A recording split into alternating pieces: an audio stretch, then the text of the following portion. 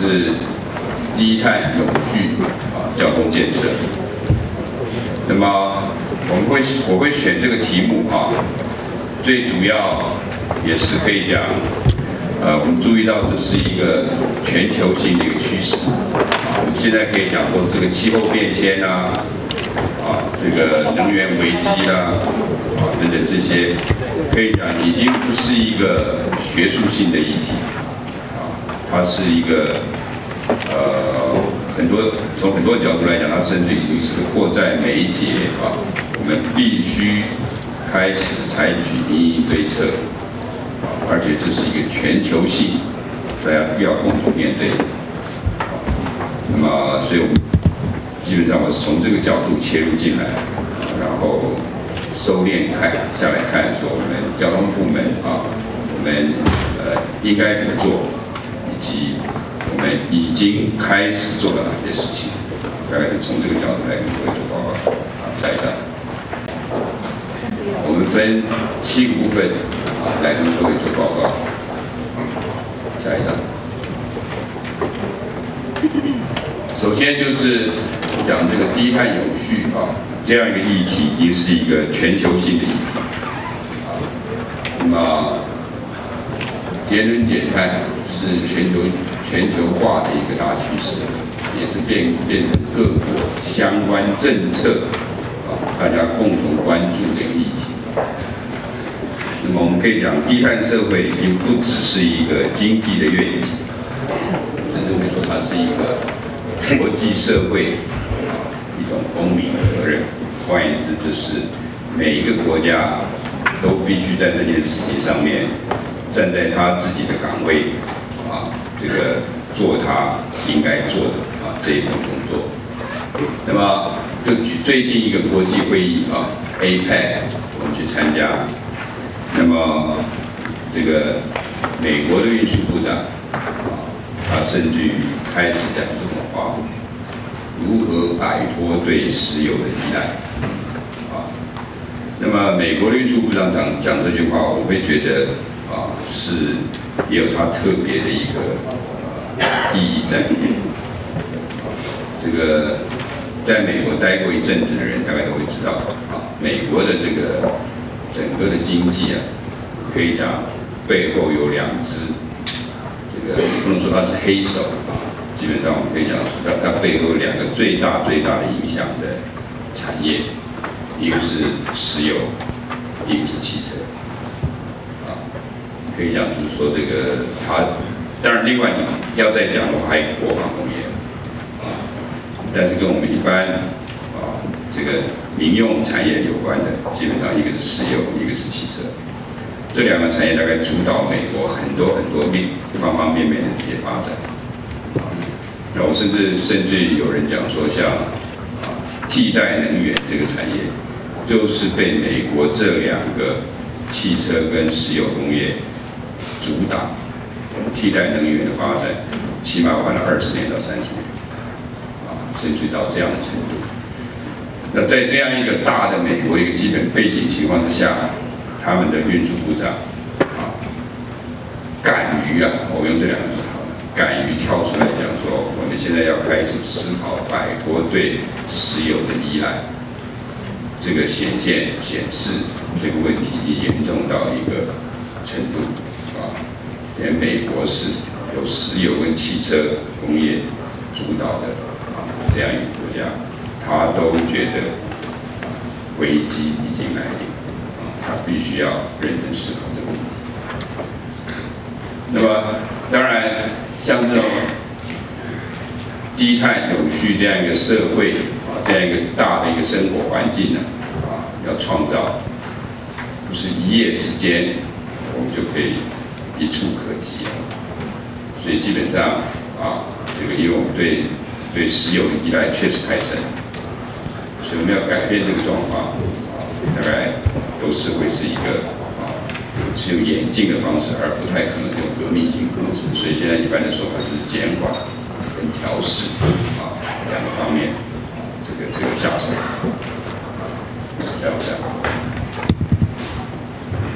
那么在我们台湾来讲我们事实上这个题目也已经开始讨论实际上在推动上，有些地方可能这个还不够具体，或者真的是着墨着力还不够深。那我们实际上也在谈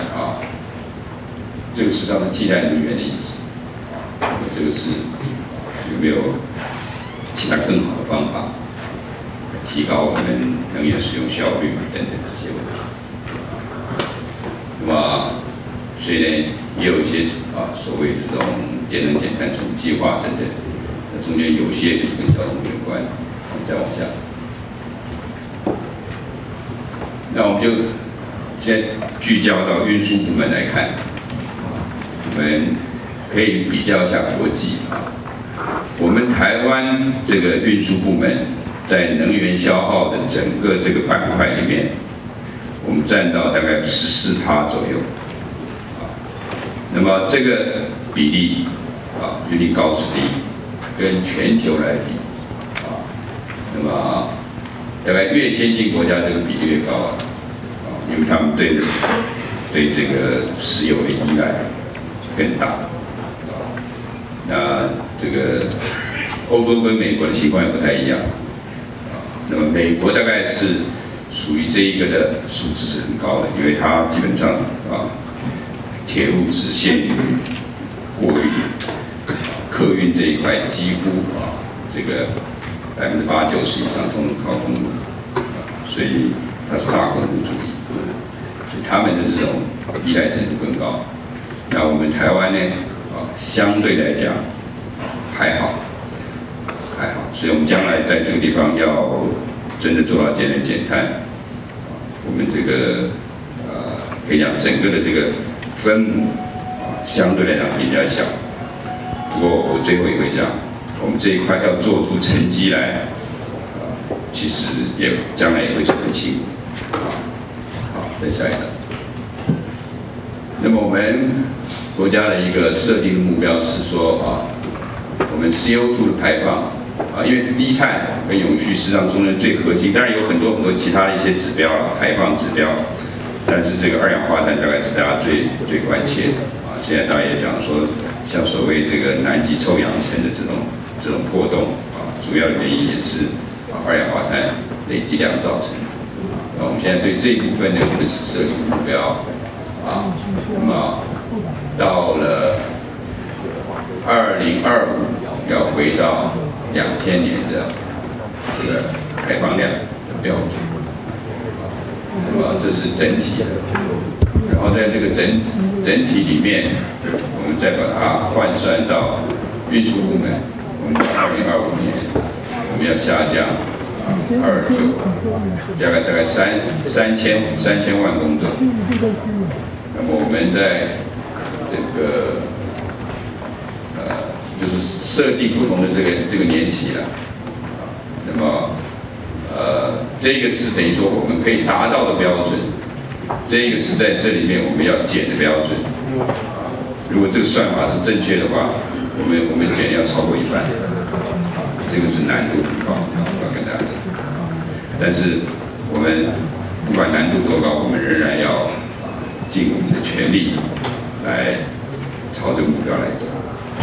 再下一个，那我们现在就来分析一下以2010年去年来讲，那么运输系统的这个二氧化碳的排放，那么它是这个占13.88%，在这里面的分配呢，公路部分占到94%，其他大概都是个位数字。那么，所以公路会变成我们的一个 focus， 我们再往下。那么在这个从另外的角度来看，我们从客运、货运来看，客运占64，货运占36。客运当中又以这个自用小客车跟机车是主要的排放来源。我们从这张来看，这是累积起来，那么这个它的这个排放量，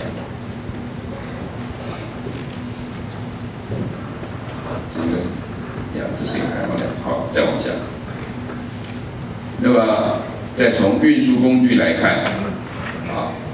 那么我们有一个运输能源密集度，事实上呢是可以讲是消耗能源的一个指标。我们用前人公里来看的话，当然空运是最高的，对，我知道。它只是这个人公里，每一个人公里所需要耗掉的油量，计程车很高，这种小客车很高，到公路客运就往下降。公路客运这一块我会觉得稍微有点 tricky， 因为今天的公路客运这个载客率不是太高在有些的这个公路客运部分，市区有些地方高一点，市区比较偏远的这个南部的这个乡镇，它的这个县市，它的那个载客率也不高所以因为那个载客率不高，所以你换算起来，它每个延人公里等于说烧的油比较大那将来如果我们有系统的把客人都能够从私人运具能够把它移转到公共运具去，公共运具的载客人数提高的话，那么这个指标会下降。所以等一下我们会有好几个地方我们会注意到，就是说公共运输这一块只要我们一旦做起来只要做起来，它很多地方它都会发生一个良性循环的一个效应它不是恶性循环，它是良性循环效应等一下我们看到，像刚刚我讲的这个就是个良性循环。如果公共运输它的载客率提高，事实上它的能源的效率也会进一步提高这个它有这个特性。所以我们讲说，能源效率跟它承载率等等本身有关系。那当然，你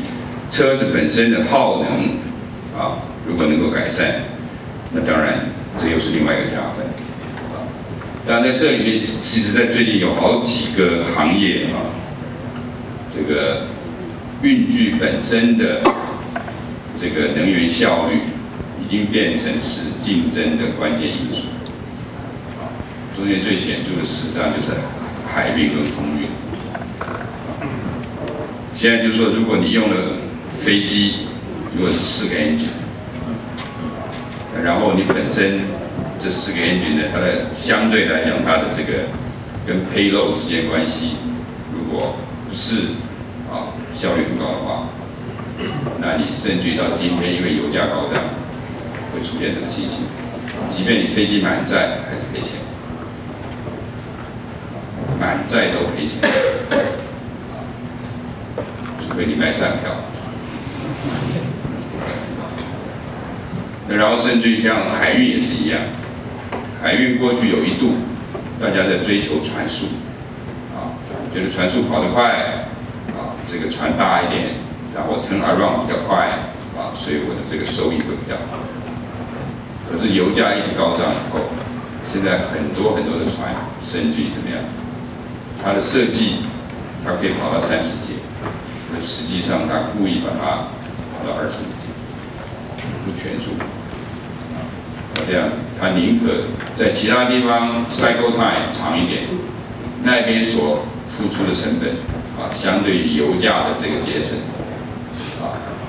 两相取舍，他宁可用比较慢的速度，大概已经到这样的程度。那所以呢，像有些航空公司，但越新的飞机能源效率越好。所以有些航空公司，它这个飞机下单的时间下的对，它下单的时候买的飞机买对，那大家同样在飞同样的班次，同样的航点，你看它的财务报表，就完全不一样。所以大概像这些行业就已经是非常清楚，运输工具的能源效率，这个已经变成决胜负的因素。那小客车这一块，当然它的它要转变，事实上比较慢，因为它的量太大。就是你怎么样能够推出高效率能源高效率的这种车辆那么然后会能够普遍的能够被人家来采用，然后耗能的这些车辆早点淘汰。这个都是说来容易，也要让它发生，都 takes time， 会花上很多时间。下一张。那这一张我觉得也是非常重要的一张。那么，我自己是搞运输、搞交通的我们从开始进这个专业，从当学生开始，甚至一直到今天大家都在讲说，运输应该是大众运输为主，私人运输为主。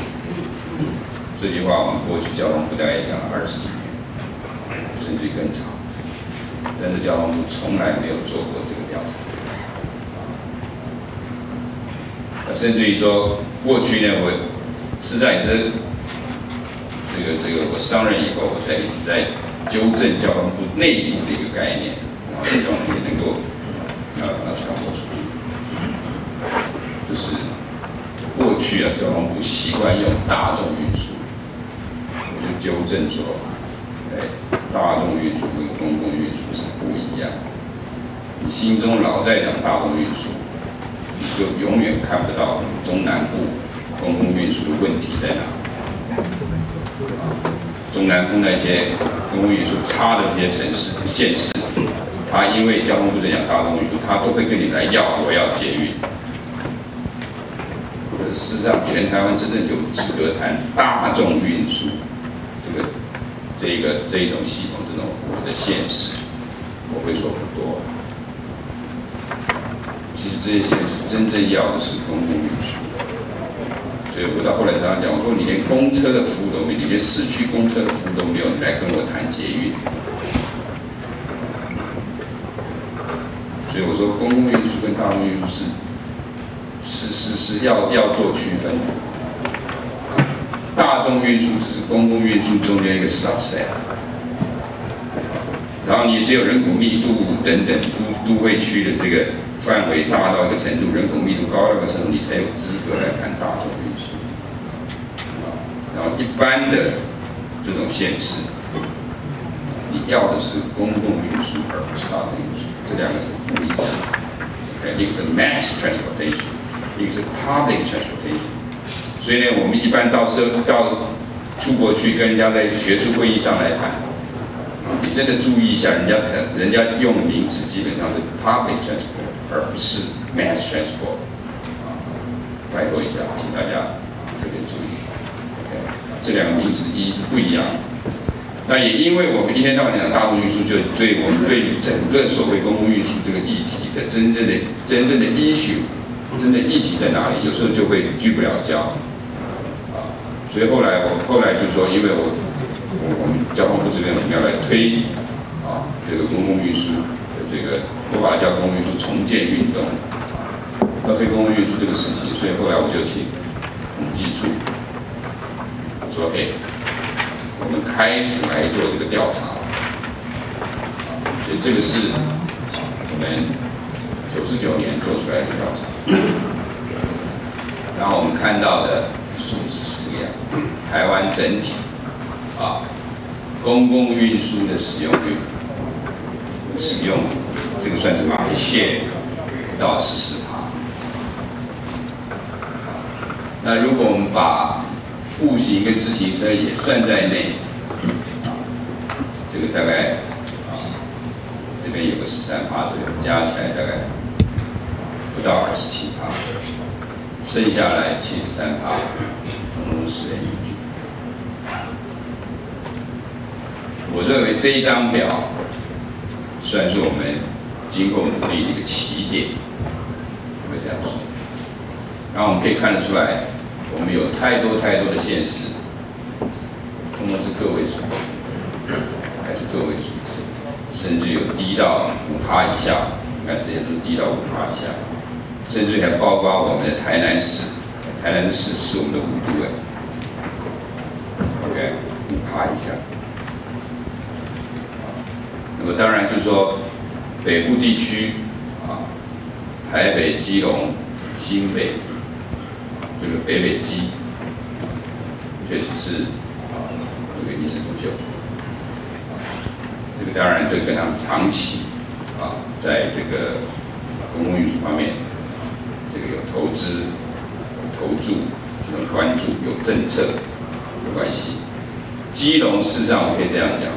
虽然今天没有正式的接运到基隆，但基隆本质上基本上我会说，它是台北的一个住宅区，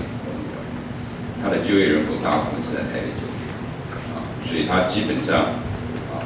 它跟台北之间的通勤旅次其实量很大，它相当于台北一个区而已，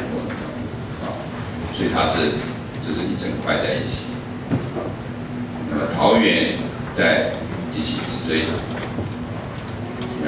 不过其他这些都是个位数字，所以这一个数字整体怎么提高？当然，我们从低碳永续的角度，这一块是不能算所以我们等一下我们的报告里面也会涵盖到一部分这一部分的发展但是这一个怎么样拉高，仍然是我们的主要挑战。所以我们现在是有一点是主观的一个说法。我们说2025，也就是我们节能减碳的那个目标年，我们现在交通部说，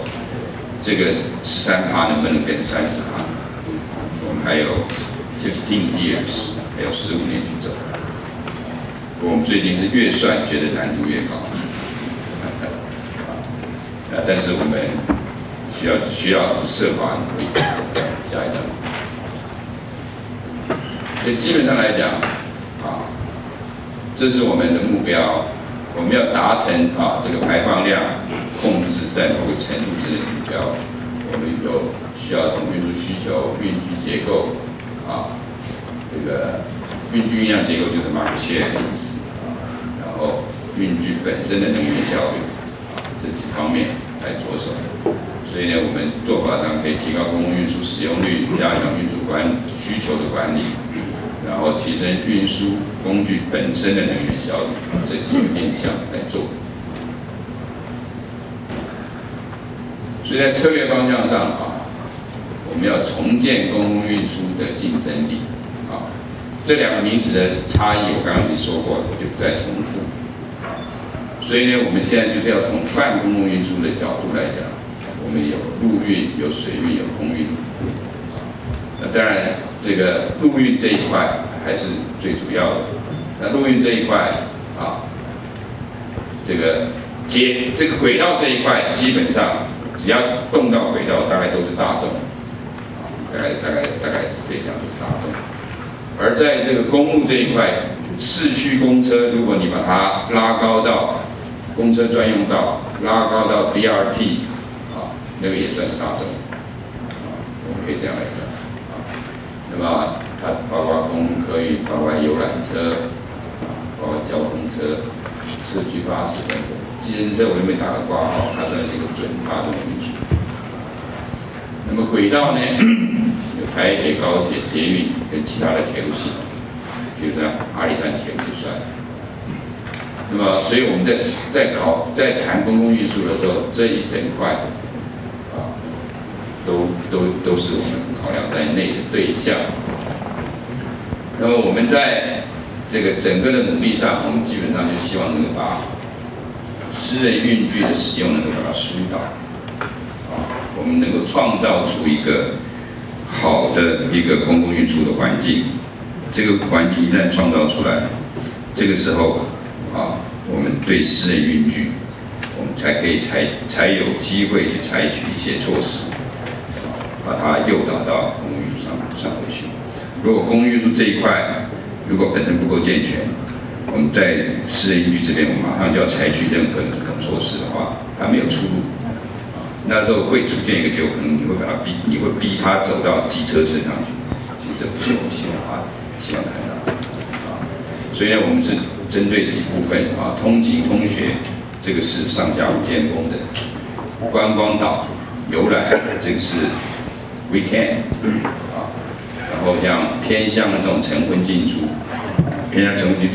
其实这一部分其实主要的对象其实是高龄人。它并不是通勤通学，也不是游览观光，它就是白天可能要进出2次，那我们能不能满足它？这个对他来讲是基本需求，他去看病啦，去看小孩啦，去看这种。那像这些，如果我们不提供他们好的公共运输，它一定有私人运具。那么另外呢，我们也看到一个未来的一个方向，未来一个可能性，就是我们看看这个数字，过去15年之间我们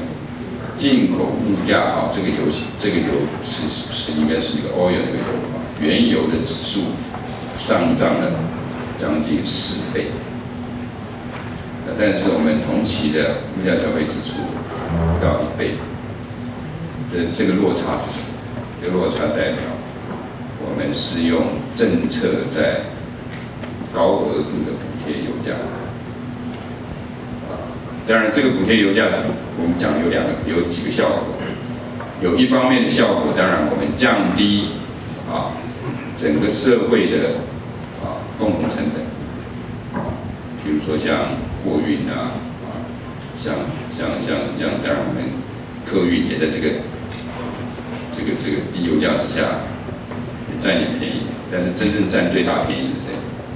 是私人运具。所以在这个情况之下，价格没有真的反映成本，所以使私人运具的使用继续在用的没有感觉。但是我们的问题是，如果油价有一天终须反映成本的时候，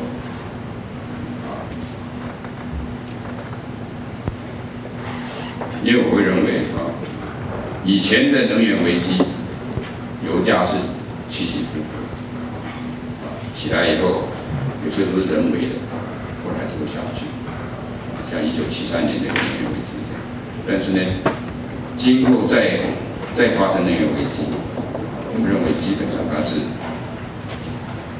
走高的趋势跑不掉，而且基本上会越走越高。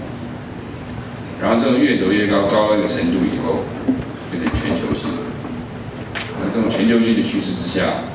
那有哪一个国家的政府还负担得起调涨了几倍的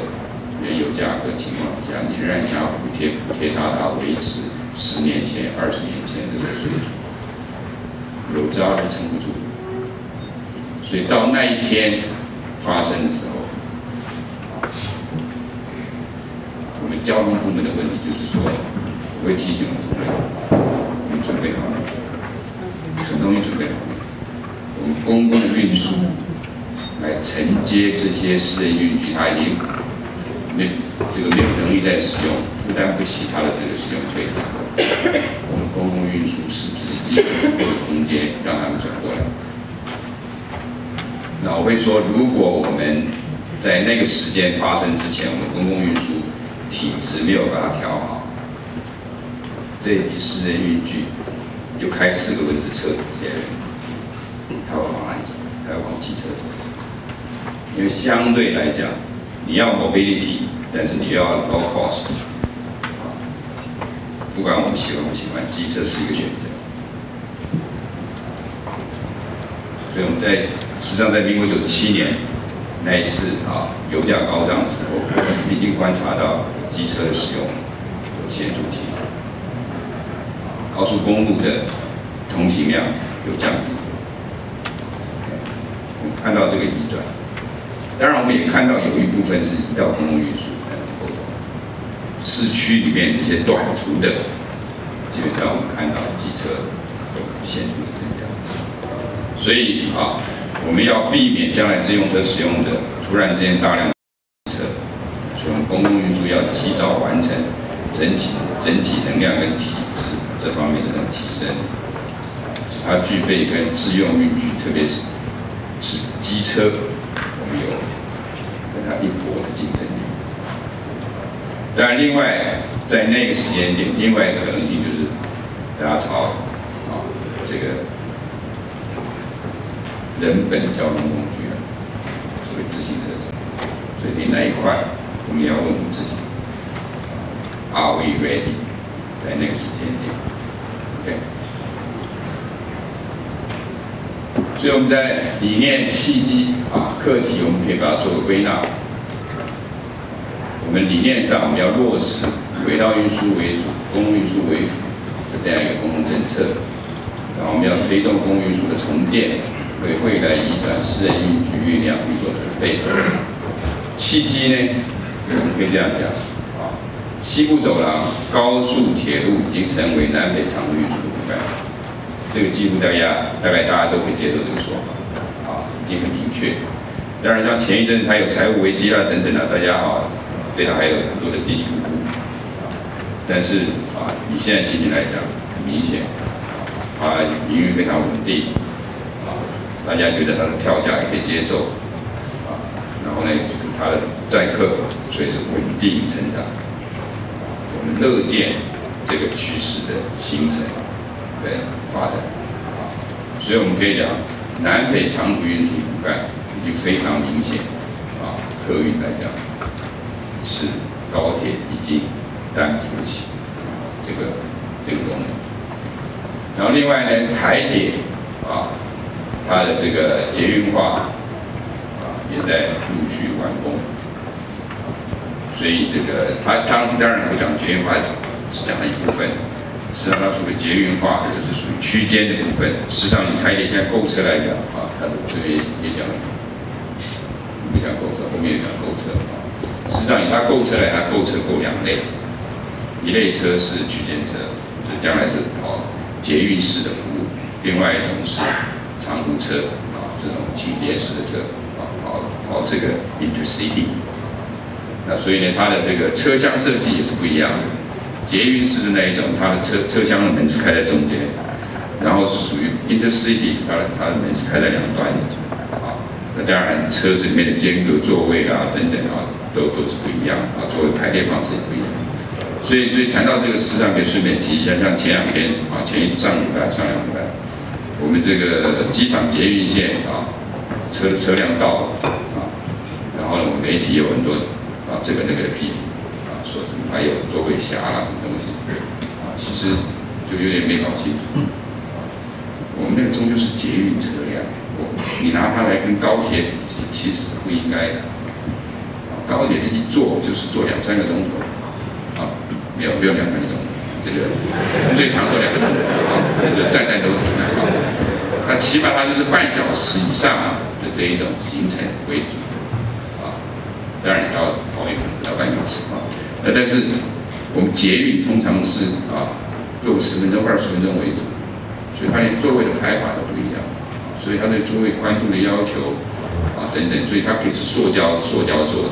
硬的座位。像高铁，当然你是要考虑它是一个长途的，所以就是这个它的 criteria， 它的这个设计规范是不一样，要求是不一样。所以呢，台铁呢就是它的捷运化这些施工这个捷运化事实上有一部分是伴随着它这个立体化在不管地下化、高架化在执行，陆续完工，3大都会区的捷运系统也逐渐成型，所以呢这些加在一起，事实上可以满足用轨道运输为主的前提在西部走廊，而在东部呢，台湾环岛铁路电气化譬如说花莲到台东102年就要通车电气化，所以将来台北发到台东的车不必有2类车，一类是这个电气化的，一类是这个电气化今天只能开到花莲，要直接从台北往台东走，你还必须用柴电车才行。将来这个情形就可以避免，然后这样一旦通了以后，3个半小时可以到台东。OK， 那将来像这个宜兰人一直在争取的说要盖支线铁路，如果把从南港到这个头前大溪那一段把它拉直的话，我们可以再省半小时，所以台北到台东3小时可以到。那如果我们把台东到屏东那一段也电气化，那我们以台北、台东两点来看，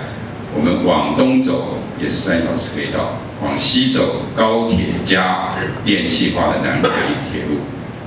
也是3小时可以到。所以那个时候台湾是真正一日生活圈这个任何一点所以换言之呢，就是说像这个它一个是这个电气化，一个是提速的计划，就是有一定度的把它改善，车辆也增购。现在台北很大的一个问题一票难求，其实是它所有的车辆都已经发出来了，特别它是到长假的时候，我们有时候要求它你这个维修厂那个不可以有车的地方，通有车，有时候到这个程度，所以它倾巢而出，它也只有这样，因为它没有新车所以像这些增购以后，这些问题都可以解决，使台北也具备成为东线骨干的条件所以换言之，我们以铁路为主以轨道为主，这个就可以落实。那么公运输服务接下来就是公运输无缝接轨。我的骨干线已经形成，接下来就是你怎么样去在骨干之外，你搭配这些支线，能够从线发展成面的服务。但你发展成面的服务的话，你这个才可以跟私人运具才可以有竞争力，你才可以用接近 door to door 的方式来提供服务。OK， 所以这个时候呢，接下来这一部分的契机形成的时候，接下来考验我们就是复合运输、转运服务会涉及到路网的涵盖啦，点对点可及性、班次密度啦，这个车辆品质啦、转乘便利性啊等等这些如果都做改善，这边所讲的竞争力就可以产生。竞争力可以产生的话，我们将来私人运具这一部分它的成本变得非常高的时候，我们这一些就如果是从用路人角度它变成是可接受的话，他就愿意转过来。所以呢，我们从做法上来讲我们会有几个方式提升公运输使用率我们可以来想办法提升它的运量像这一些高铁、台铁、国道客运机场捷运的运量把它提升起来。我认为机场捷运将来通的话对我们桃园机场可以讲是会发生一个质变，对于台北桃园之间的交通也会发生一个根本的改变。因为有人关切的话，究竟28分钟了还是30分钟其实我认为那不是关键的，真正关键是它的变异数，不是平均值平均值它已经是比人家要短的，因为你走公路大概最快的平均值大概是40分钟那它事实上你短于这个10分钟，这已经是个优势。然后第二个呢，它的变异数很小，走公路的话，你变异数20分钟、30分钟1小时，塞车的话，走捷运的话，那个变异数大概1分钟、2分钟，到了2分钟，事实上就要半人捷运来讲基本上 OK 所以变成那样的话这个通了以后，那整个机场的服务会完全不一样提升它的这个都会区的公运输运量覆盖率可以建专用道地方用专用道，甚至于说把它发展成 BRT 那转运中心场站周边接驳，比如说铁路我们这一段时间在台北基隆之间这个铁路车站，过去是这个公路市区客运归市区客运，铁路归铁路服务我们现在想办法把它连接起来。就像高铁我们上任的时候，高铁整个沿线台北除外，台北高雄除外，中间有5个站，这5个站大概只有7条接驳路线，今天已经有70条。我们高铁可以发挥它的一个骨干功能，事实上，接驳线的这一种红花绿叶是一个必要的搭配，无缝。还有票证的整合，现在我们在推多卡通。原来大家想要做一卡通，一卡通你用一张卡一统天下，在各种角度是没有可行性，所以我们先把它变成多卡，我让读卡机变成多卡可读，任何卡来我都可以读。那至于这几张卡将来会不会再进一步合并，让市场决定。但是今天这一刻就让消费者可以享受到多卡，我拿来高雄的卡，我在台北一样走得通。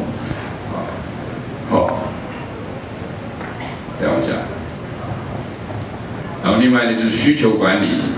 就是对私人运具我们将来应该慢慢有些措施那么对于这个减少运输需求，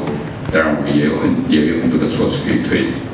譬如说我们现在本部交通部我们现在推1个月1次。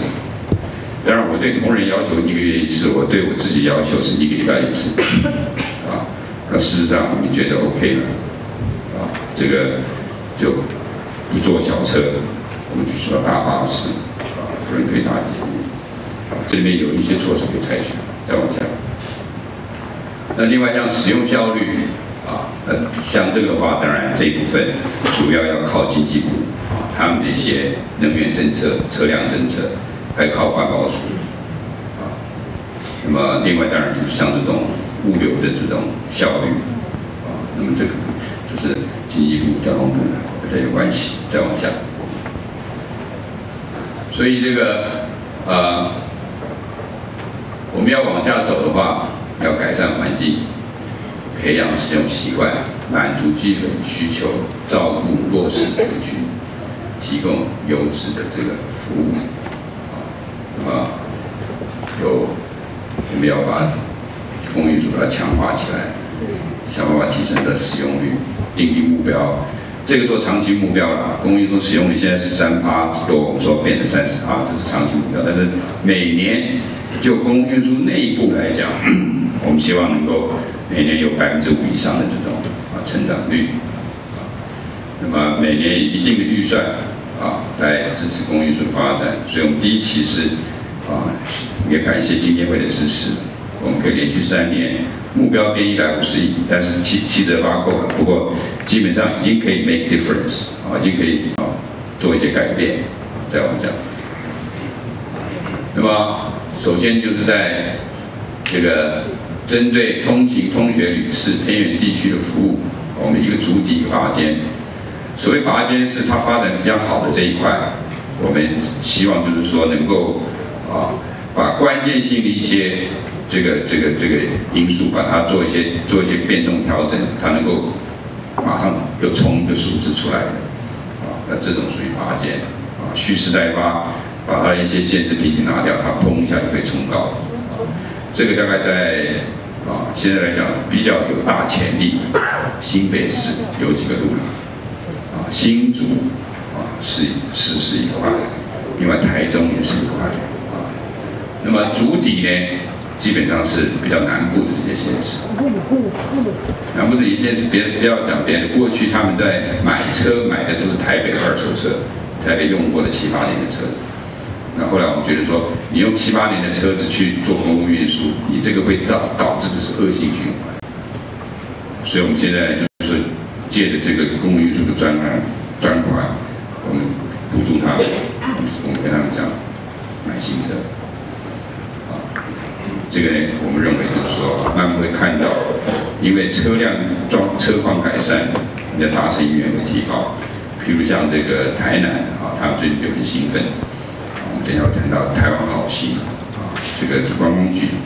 出来的这个提供的一个服务那么他们发现这个载客率非常高他们有一条88线，有一条99线，大家到台南去可以试试看他那个走的都是台南的观光路线。这个听说载客挺好，那么像这些，我们就希望就是说改善体制，培养元气这个针对不同的县市，我们用不同的策略。再往下，那另外呢，我刚才也提过，公共运输发展可以带动良性循环我们各地区有不同的公共运输服务的层次程度跟需求。像公共运输使用率，像台北、新北市这都比较高的。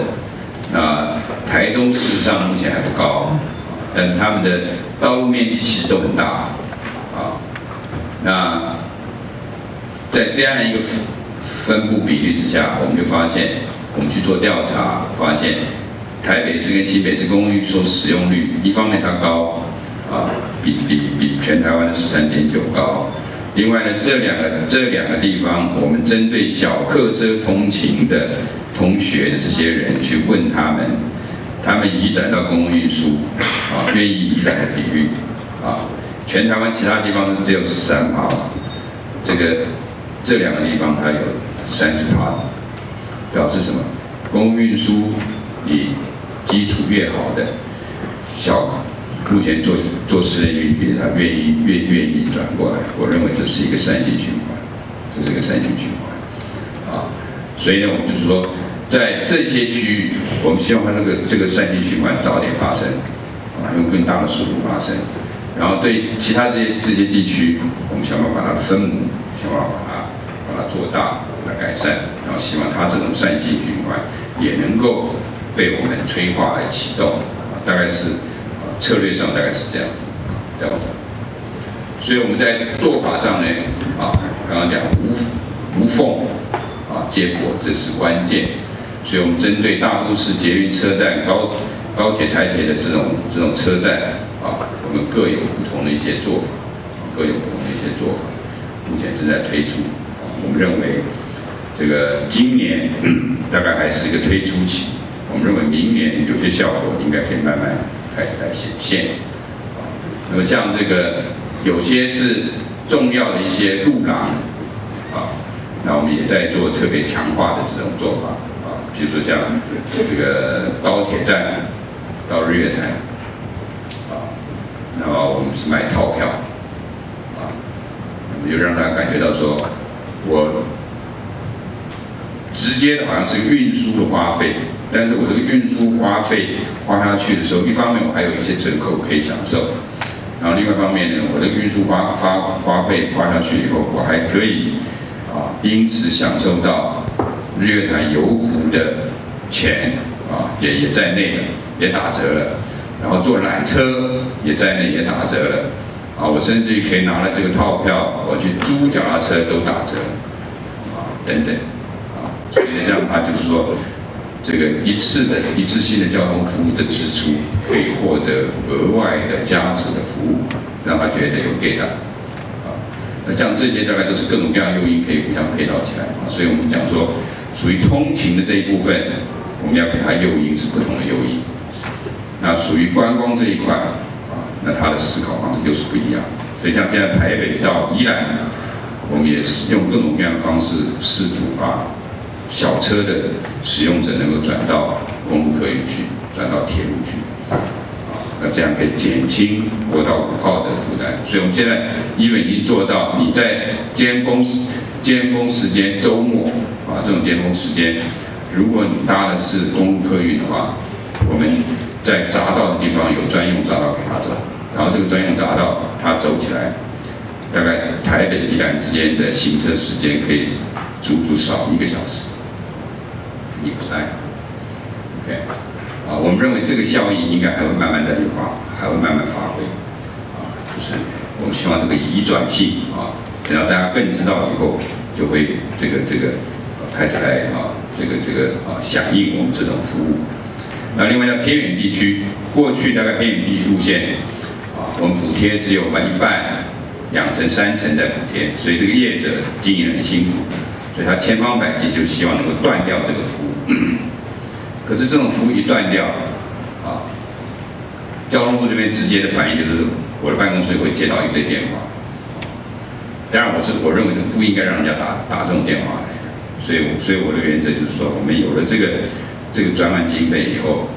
偏远路线一条不能少，这个甚至于我们每一条来检讨，还有什么改善改进的余地、改进的空间我们把它当作是一个基本的服务需求。那当然，在这个里面呢，也有一些改变。过去大概我们像这些偏远路线等等，我们都用大车在跑，没有道理。我们要换小车等等。再往下，观光旅次这一部分那么观光也是用台湾好行来推。过去大概就是一般，事实上很多国家也是一样的。谈到观光旅游，大概都是自己开车。那我们认为这一块其实应该有很大的炒作空间那么我们如果能够把这种起讫点的这种需求有掌握，是可以用公共运输来满足它的。再往下，所以呢，他们像刚刚讲过，有套票的规划等等所以像另外一条是从左营高铁站到垦丁，我们将一条一条这种路线找出来，一条一条把它弄顺畅套票等等，就是你长途的走公客运，短途的到了当地就结合这些旅馆他们自己在提供的这种9人座的这种周游系的这种巴士这么讲。那么另外当然对这种轨道运输部分，我们还会继续来强化它那么这里面当然比较特殊，刚刚讲过，像机场的这一条它有一段算是都会区性质，但是它本质上真正将来重要的功能比较特殊的是机场的捷运这个功能再往下当然前面那一章里面我们也提到有好几个支线，台铁的支线一方面他们将来这个像这个沙仑支线，它是搭配这个高铁那么内湾支线这个也很快会通车，也是搭配高铁。那它有几个支线将来是旅游会非常夯，像集线等等这些那么另外当然在人本绿运具方面，我们的重点放在自行车。那我们现在自行车呢，我们先从油气开始先从东部开始。但全台湾事实上自行车道都在盖那么但是我们是把东部因为把它当作交通部的优先，因为东部来讲的话，铁路交通部管，公路交通部管然后呢，我这个还有2个观光局的风景区管理处，甚至是把东北角算在内，有3个风景区管理处，所以我可以把这些资源整合起来，然后贯彻一些我的想法所以呢，我们是东部先变成台湾的一个自行车的一个天堂然后再把这个效应发挥到扩展到西部来。然后我们先从油气开始，让台湾大部分的都市人去体验过骑脚踏车的这个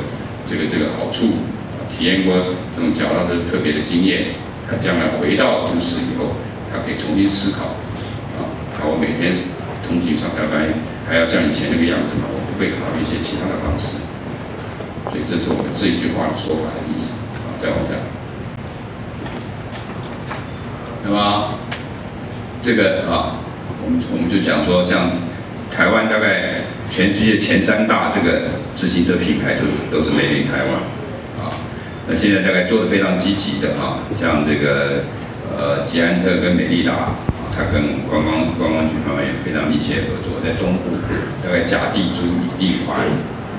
这个都已经很方便，而且它甚至国外的所有的经销处都搭配来帮我们做台湾的宣传推广，让大家想到自行车想到台湾，想到骑自行车想到台湾来骑。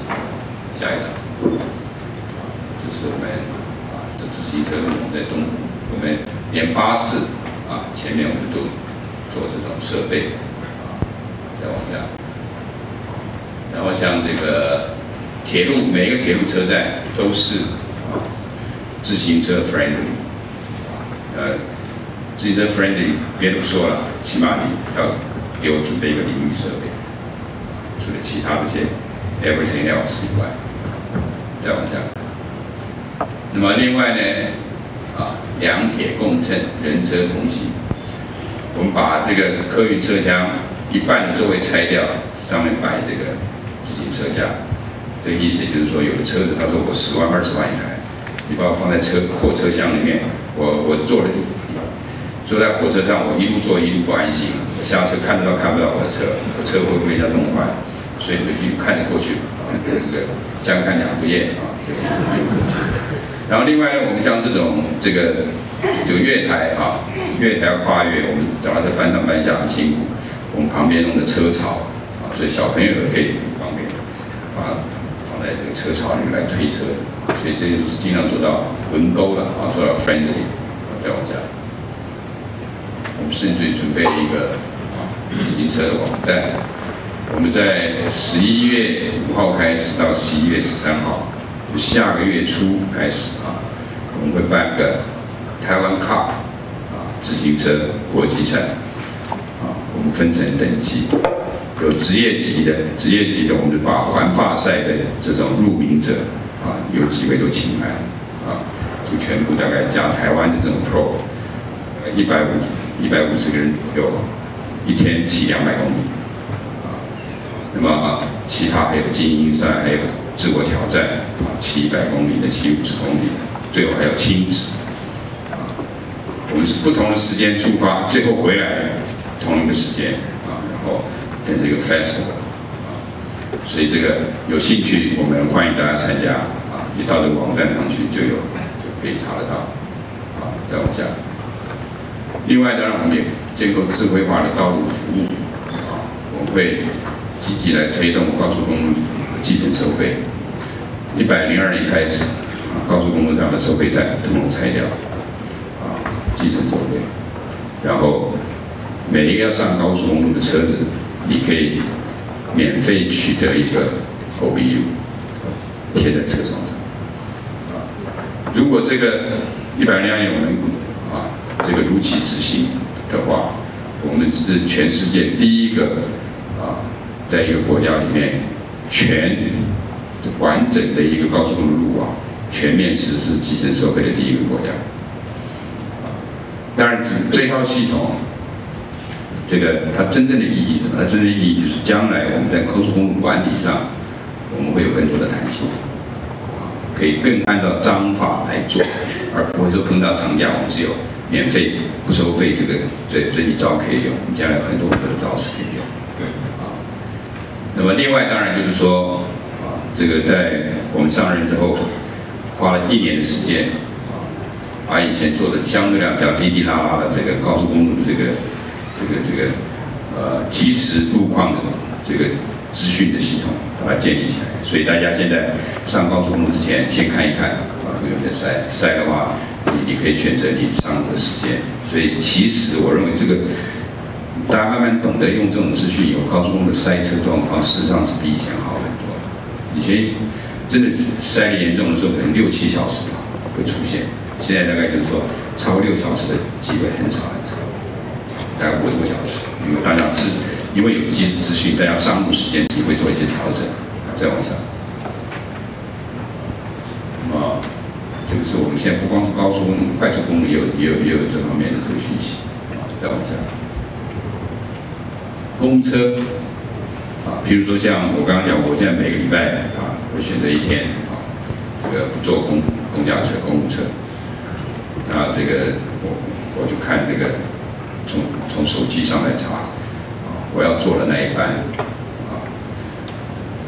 253从我家过来什么时候到？因为那个路线班车不多的所以我们去看一看，因为一旦我 miss 掉就要多等20分钟所以很方便所以他哪一天这个宕机我就很伤脑筋所以变成不可或缺。再往下。那么当然就是将来我们会希望就是把很多不同，像公路局管的是全省的公路，高工局管的是高速公路等等这些还有地方政府管的地方道路，我们最终是希望把这些资讯把它整合。当然这个资讯的来源可能性质不一样，高速公路是用车辆侦测器，然后公路总局的这一般省道可能没有办法他们现在在想跟电信业者合作，怎么样去取得这个机器台定位的资料等等当然就是说各种各样的这个不同的路它资料来源不一样，将来可能有个 data fusion 的工作要做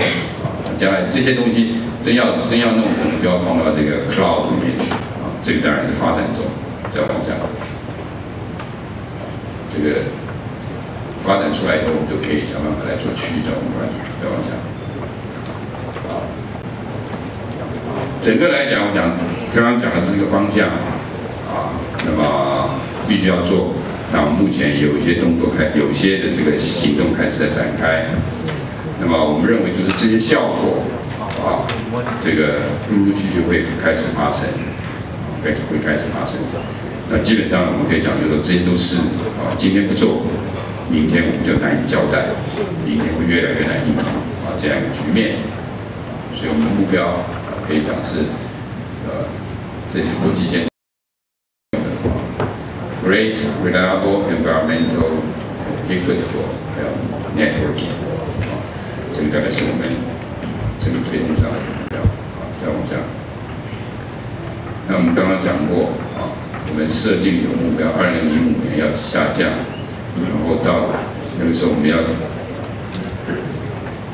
要减少大概将近1800万吨的这个二氧化碳。我可以跟大家讲，我们事实上有实算，我们公共运输这一块，我们再怎么努力大概一半，就是从使用的角度，大概只能达到一半。另外一半靠什么？另外一半要靠车辆本身能源的效率的提高，或是替代能源的采用，那是另外一半。那当然，如果将来油价的上升这个反映实际、反映成本的这样一个现实提早到来，那当然这个转换会速度更快，而我们这些努力所发生的节能减碳效果会进一步提高，大家会有这样的背景当然，像这一部分数字，最近我们同仁会让他们算结果算的有点逗了所以我讲所以这个数字我就今天就不在里面做发布但基本上就是给大家一个印象，我们这一部分使用面、运输使用面，我们再努力冲击2半，甚至不到1半。还有更大的一块是要靠运输工具本身的能源效率的提升，替代能源使用，我们的CO2的排放，才能够真正达成运输部门这一块的目标。所以我想，我们今天就把整个我们交通部看到的一个方向，也在这个方向之下，我们交通部已经采取措施，以这个措施我们预期可以达到一个效果，当然这个效果是逐渐发挥，预期可以达到效果这个限度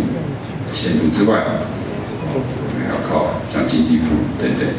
这些相关单位来配合，一起能够把这个政策落实，才能够做到。所以我想以上的报告，请大家指教。我也会认为，像这样的议题，其实在未来所谓黄金10年，其实也应该是政府能共同来关注的。谢谢大家，请大家指教。谢谢部长精彩的演讲，也希望部长的期许早日达成，更期盼交通部各部属机关努力以赴。各位来宾，让我们再次以热烈掌声，谢谢部长。